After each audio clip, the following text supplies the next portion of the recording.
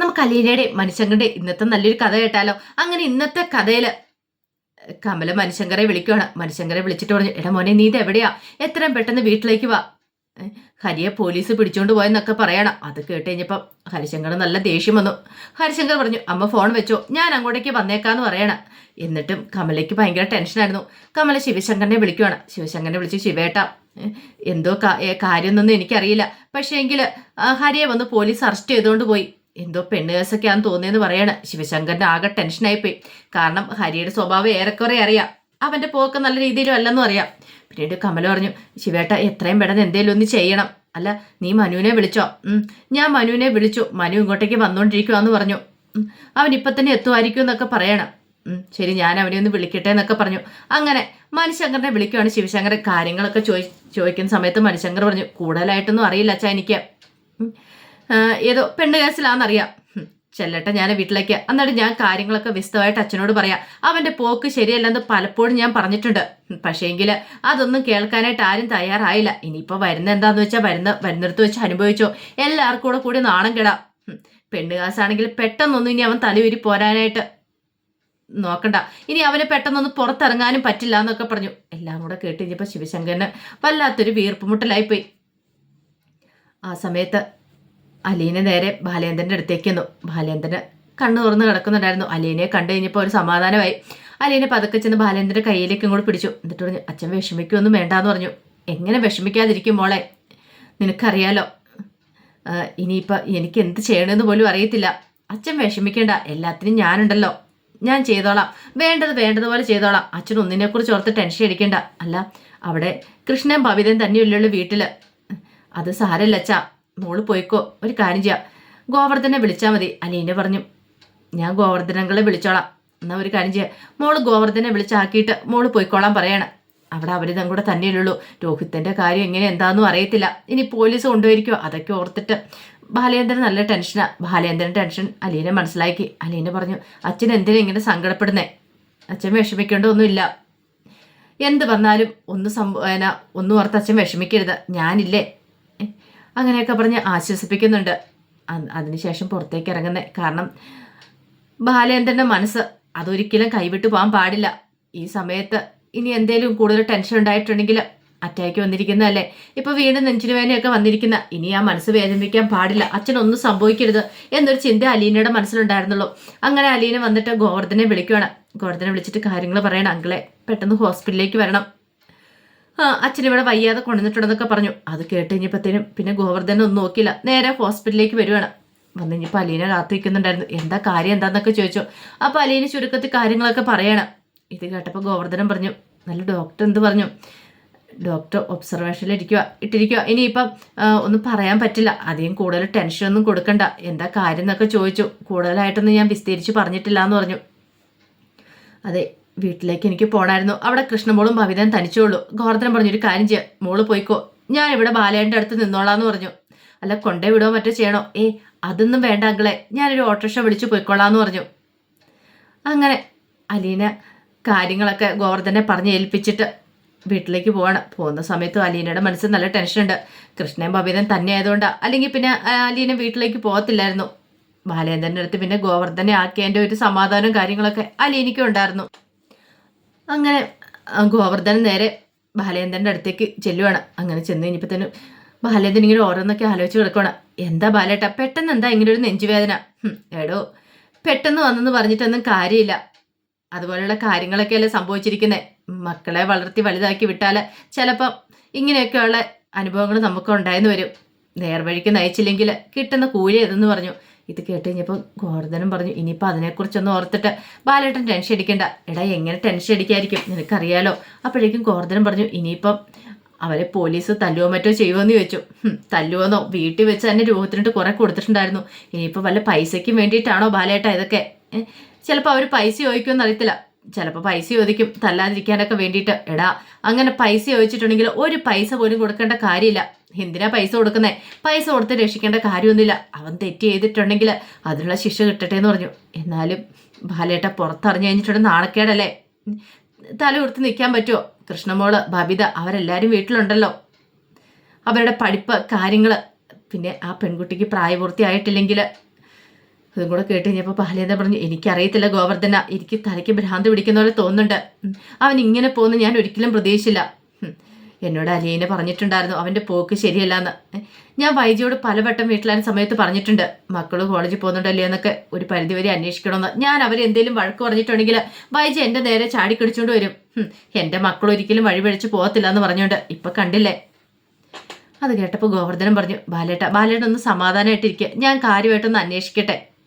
എനിക്ക് പരിചയത്തിലുള്ളൊരു ആളുണ്ട് അവിടെ, ഞാൻ അയാളോട് വിളിച്ച് കാര്യങ്ങളൊക്കെ തിരക്കാം, എന്നിട്ട് ബാലേട്ടനോട് സംസാരിക്കാമെന്ന് പറഞ്ഞിട്ട് ഗോവർദ്ധനം പുറത്തേക്ക് ഇറങ്ങിപ്പോന്നു. ആ സമയത്തെല്ലാം ബാലേന്ദ്രൻ ഇങ്ങനെ കിടന്ന് ആലോചിക്കുകയാണ്, എന്ത് ചെയ്യണമെന്ന് അറിയത്തില്ല. അലീനയും കൂടി ഇല്ലായിരുന്ന താൻ എന്ത് ചെയ്തേനം എന്നൊരു ചിന്തയായിരുന്നു മനസ്സിൽ. കൃഷ്ണമോളും ഭവി അവരുടെ കാര്യങ്ങളൊക്കെ നോക്കണമല്ലോ. പോരാത്തതിന് 2 പെൺകുട്ടികളാണ്, വീട്ടിൽ ഒറ്റയ്ക്കാണ്. അലീന ഉള്ളതാണ് ഏകധൈര്യം. അതേസമയത്ത് അലീന പിന്നീട് വീട്ടിലേക്ക് വരുവാണ്. കൃഷ്ണമോള് കാത്തിരിക്കുന്നുണ്ടായിരുന്നു. വന്നു കഴിഞ്ഞപ്പോൾ തന്നെ കൃഷ്ണമോള് ചോദിച്ചു, എന്താ ചേച്ചി, അച്ഛൻ എങ്ങനെയുണ്ടെന്നൊക്കെ ചോദിച്ചു. ഇപ്പം കുറച്ച് കുറവുണ്ട് മോളെ, ഗോവർദ്ധൻ അങ്കിൾ വന്നിട്ടുണ്ട്. ഇത് കേട്ടപ്പോൾ കൃഷ്ണമോള് പറഞ്ഞു, അതോടെ ഇടയ്ക്കിനും നല്ല, എന്നാലും ചേച്ചിക്കൂടെ അവിടെ നിൽക്കാൻ മേലായിരുന്നോ? അതെങ്ങനെയാണ് ഞാനവിടെ നിൽക്കുന്നത്? നിങ്ങൾ ഇവിടെ ഒറ്റയ്ക്കാക്കിയിട്ട് എനിക്കവിടെ പോയി നിൽക്കാൻ പറ്റുന്ന കാര്യമാണോ? അല്ല ചേച്ചി, ഇനിയിപ്പോൾ രോഹിത്തേണ്ട കാര്യം എന്തായിരിക്കും, എങ്ങനെയായിരിക്കും പ്രശ്നമാവോന്ന് ചോദിച്ചു. ഇനിയിപ്പം ഒന്നും പറയാൻ പറ്റില്ല എന്തൊക്കെ സംഭവിക്കുമെന്ന്. എന്ത് വന്നാലും നമ്മൾ തരണം ചെയ്യാൻ പാകത്തിന് വേണം നിൽക്കാനായിട്ട്. നമ്മൾ ഉദ്ദേശിച്ച പോലെ അത്ര എളുപ്പമൊന്നും ആയിരിക്കില്ല കാര്യങ്ങൾ, അറിയാലോ. ആ പെൺകുട്ടിക്ക് പ്രായപൂർത്തി ആയില്ലെങ്കിൽ പോക്സോ കേസിലായിരിക്കും അകത്താകാൻ പോകുന്നത്. ന്യൂസ് ചാനലുകാരറിയും, പത്രക്കാരറിയും, പിന്നെ ഭയങ്കര ബഹളം കാര്യങ്ങളൊക്കെ ആയിരിക്കും. ചിലപ്പോൾ അവരൊക്കെ ഇങ്ങോട്ടേക്ക് വന്നെന്നിരിക്കും. പിന്നെ ഈ പറയുന്ന അച്ഛന് ജ്വല്ലറിയും ടെക്സ്റ്റൈൽ ഷോപ്പൊക്കെ നടത്തുമല്ലേ, അപ്പോൾ അതിനെതിരെ ഒത്തിരി പേര് രംഗത്തിറങ്ങുകയും ചെയ്യും. അങ്ങനെ കുറേ പ്രശ്നങ്ങളും കാര്യങ്ങളൊക്കെ ഉണ്ടാവുകയും ചെയ്യും. പിന്നെ നിങ്ങൾക്ക് സ്കൂളിൽ ചെന്നാലും തല ഉയർത്തിപ്പിടിച്ച് നടക്കാനൊന്നും പറ്റില്ല. എല്ലാം കൂടെ കേട്ട് കഴിഞ്ഞപ്പോൾ കൃഷ്ണമോൾക്ക് ടെൻഷനായി. കൃഷ്ണമോള് പറഞ്ഞു, ഇനിയിപ്പോൾ എന്ത് ചെയ്യും? രോഹിത്തേണ്ണെ രക്ഷിക്കാൻ പറ്റില്ലേ? അവൻ തെറ്റ് ചെയ്തിട്ടുണ്ടെങ്കിൽ നമുക്ക് അവൻ രക്ഷിക്കാൻ പറ്റില്ല മോളെ. തെറ്റ് ചെയ്തിട്ടില്ലെങ്കിൽ രക്ഷിക്കാം, എന്നാലും എനിക്ക് അച്ഛൻ്റെ കാര്യം ഓർക്കുമ്പോൾ അതിനേക്കാളും ടെൻഷനുണ്ട്. ഈ രോഹിത്തേണ്ണ ഇങ്ങനെ മദ്യവെച്ച് വരുമ്പോൾ ഞാൻ രോഹിത്തേണ്ണെ ഉപദേശിക്കാൻ ശ്രമിച്ചിട്ടുണ്ട് ചേച്ചി, പക്ഷെ അന്നൊന്നും രോഹിത്തേട്ടൻ പിടിതരാതെ ഒഴിഞ്ഞു മാറുകയോ ചെയ്തേ. എനിക്കറിയാം മോളെ, നീ വിഷമിക്കണ്ട. അല്ല ബബിത എന്തെന്ന് ചോദിച്ചു. ബബിതേച്ചി മുറിയിലുണ്ട്. ബബിതേച്ചിക്ക് ഒരു കുലുക്കവും ഇല്ല. അത് പിന്നെ അങ്ങനെയല്ലേ, ബബിതയ്ക്ക് അങ്ങനെ ആരോട് സെന്റിമെന്റ്സും കാര്യങ്ങളൊന്നുമില്ല, അവൾക്ക് അവളുടെ സ്വന്തം കാര്യം മാത്രം എന്ന് പറഞ്ഞു. പിന്നീട് അല്ലേന്ന് പറഞ്ഞു, ഞാനേ മനുവേട്ടനെ ഒന്ന് വിളിക്കട്ടെ എന്ന് പറയണം. അങ്ങനെ മനുശങ്കരെ വിളിക്കാൻ തുടങ്ങുമ്പോൾ കൃഷ്ണമോള് പറഞ്ഞു, ഞാൻ മനുവേട്ടനെ വിളിച്ച് കാര്യങ്ങളൊക്കെ പറഞ്ഞിട്ടുണ്ടായിരുന്നു പറഞ്ഞു. എന്നാലും അലീനയും കൂടെ ഒന്ന് മനുശങ്കരെ വിളിക്കണം. അപ്പോഴേക്കും മനുശങ്കർ വീട്ടിലേക്ക് പോയിക്കൊണ്ടിരിക്കുന്നുണ്ടായിരുന്നുള്ളൂ. ആ സമയത്ത് മനുശങ്കർ പറഞ്ഞു, അലീന ഞാൻ വിളിക്കാട്ടോ, ഞാൻ വീട്ടിൽ ചെന്നിട്ട് ഞാൻ വിളിക്കാമെന്നും പറഞ്ഞ് കോള് കട്ട് ചെയ്തു. കുറച്ച് കഴിഞ്ഞപ്പോഴത്തേനും മനുശങ്കർ വീട്ടിലേക്ക് ചെല്ലുവാണ്. ആ സമയത്ത് കമല ഇറങ്ങി വന്നു. കമല വന്നിട്ട് ചോദിച്ചു, എടാ മനു, എന്താടാ കാര്യങ്ങൾ? അവൻ്റെ കാര്യത്തെക്കുറിച്ചൊക്കെ വല്ല അറിയാവോ? ഹരിയുടെ കാര്യത്തെക്കുറിച്ച്? ഇതേ മിണ്ടിപ്പോയേക്കരുത്. ഇപ്പോഴെന്തിനാ അമ്മ അവനെക്കുറിച്ച് അന്വേഷിക്കുന്നേ? എടാ അവനെന്തെങ്കിലും സംഭവിക്കുകയോ പോലീസുകാർ അവിടെ അവനെ അടിക്കുകയൊക്കെ ചെയ്യുമോ? എത്രയും പെട്ടെന്ന് അവന് ജാമ്യം എടുത്ത് പുറത്തു കൊണ്ടുവരണം. പിന്നെ ജാമ്യം എടുത്ത് പുറത്തു കൊണ്ടുവരണം പോലും അതുപോലത്തെ കേസല്ലേ ചെയ്ത് വെച്ചിരിക്കുന്നേ. ജാമ്യം കിട്ടുന്ന വകുപ്പൊക്കെ ആണല്ലോ അവനുള്ളത്. അമ്മേ, അവൻ എന്താ ചെയ്തു വെച്ചെന്നറിയാവോ? ഒരു പാവം പിടിച്ച പെൺകൊച്ചിനെ അവനും അവൻ്റെ കൂട്ടുകാരും ചേർത്ത് റേപ്പ് ചെയ്തു. ആ പെൺകൊച്ചിനത് സംഭവിച്ചു പോയിട്ടുണ്ടേ അറിയാലോ. പിന്നെ വെറുതെ ഒന്നുമല്ല, മയക്കുമരുന്ന് കൊടുത്തിട്ടാ. ഇത് പുറലോകം അറിഞ്ഞിട്ടുണ്ടെങ്കിൽ അത് മാത്രമല്ല, അവൻ എത്രമാത്രം വലിയ ക്രൂരതയാണ് ചെയ്തത്. എടാ അത് പിന്നെ അവൻ അങ്ങനെയും ചെയ്യത്തില്ല. ചിലപ്പോൾ അവൻ്റെ കൂട്ടത്തുള്ളവന്മാരായിരിക്കും ചെയ്തിരിക്കുക. മിണ്ടരുത് നിങ്ങൾ ഒറ്റ ഒരുത്തന്നെ അവനിങ്ങനെ വഷളാക്കി വെച്ചിരിക്കുന്നത്. നിങ്ങൾ മാന്യമായിട്ട് അവനെ വളർത്തു വരുന്ന ഇങ്ങനെ പ്രശ്നങ്ങളൊന്നും ഉണ്ടാകത്തില്ലായിരുന്നു. പലപ്പോഴും അവൻ്റെ പോക്ക് ശരിയല്ലെന്ന് ഞാൻ പോലും ഉപദേശിച്ചിട്ടുണ്ട്. കടപ്പാട്ടി വീട്ടിൽ കയറി അലീനക്കിട്ട് പണി കൊടുക്കാൻ നോക്കിയതാ. ആ സമയത്ത് ഞാൻ വന്ന് പറഞ്ഞ അന്ന് ഞാൻ അവനെ ചവിട്ടി കൂട്ടിയതാ. അന്ന് നിങ്ങളെന്താ പറഞ്ഞത്? നിങ്ങളുടെ മകൻ അങ്ങനെ ചെയ്യത്തില്ല, അവൻ പാവം എന്നൊക്കെ പറഞ്ഞിട്ട് ഇപ്പം കണ്ടില്ലേ? അന്ന് അലീന കേസ് കൊടുക്കുമായിരുന്നു, അവനെ അകത്ത് കിടന്നാൽ ഇപ്പോഴും പുറത്തിറങ്ങത്തില്ലായിരുന്നു. അന്ന് അവൾ കേസ് കൊടുക്കുമായിരുന്നു വേണ്ടിയിരുന്നേ. ഇപ്പം അതിനും കൂടെ കൂട്ടി അവന് കിട്ടിയില്ലേ? അവൻ എത്രയാളും പഠിക്കില്ല. അവൻ മാത്രമല്ല നിങ്ങളും പഠിക്കില്ല എന്ന് പറഞ്ഞു. എടാ അവനെ എങ്ങനെയല്ലെന്ന് പുറത്തിറക്കണ്ടേ? നിന്റെ അനുജനല്ലേ? എൻ്റെ അനുജന് ആ സെന്റിമെന്റ്സും കാര്യങ്ങളൊന്നും എനിക്കില്ലമ്മേ. എന്തിന്? അവനെപ്പോലുള്ള ഒരുത്തന്നെ അനുജനാന്ന് പറയാൻ പോലും എനിക്ക് നാണക്കേടാ. അവനെ പുറത്തിറക്കിയിട്ടും കാര്യമില്ല.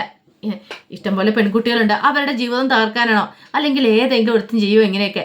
അവനൊന്ന് ചിന്തിക്കണ്ടേ? അവനൊരു പെങ്ങൾ ഇവിടെയുണ്ട്. അവൻ്റെ പെങ്ങളെ ആരെങ്കിലും ഇങ്ങനെ ചെയ്താൽ അവന് സഹിക്കാൻ പറ്റുമോ? എൻ്റെ പെങ്ങളെയാണെങ്കിൽ എനിക്ക് സഹിക്കാൻ പറ്റില്ല. അതുപോലെ ആ വീട്ടുകാർക്കും ഇല്ലേ? ആ പെങ്കുച്ചിനും കാണത്തില്ലേ? ആങ്ങളമാരൊക്കെ കാണത്തില്ലേ എന്നൊക്കെ ചോദിച്ചു. ഇതൊക്കെ കേട്ട് ഞാൻ കമലയ്ക്ക് എന്ത് ചെയ്യണമെന്ന് അറിയത്തില്ല. അപ്പോഴേക്കും പറഞ്ഞു, അവൻ അനുഭവിക്കും, ഇനി പുറലോകം കാണത്തില്ല.